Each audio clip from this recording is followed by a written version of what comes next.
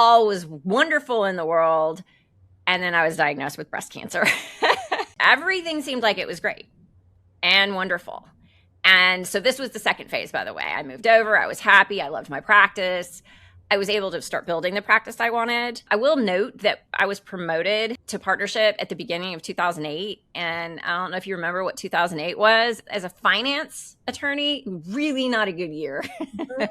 Really not a good year. So the book of business, the small little book of business I had was gone by the end of the year. None of those people ever came back into business, by the way, or even got into positions where they could be clients. And 2009, I was looking at my numbers and like, okay, I got to figure something out here. And so I pivoted a little bit. I pivoted into a new finance area that seems like it would be a little bit easier to build a book. And it was. And so things kind of took off. They grew from there. And the next thing I know, I have $1 million book of business and the life seems great. I've had a child, a second child. All was wonderful in the world. And then I was diagnosed with breast cancer.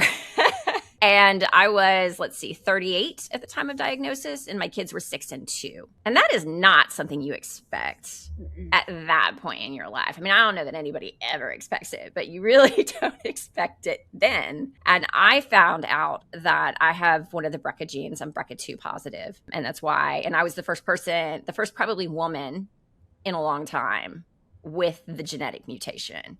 So like men carry it too.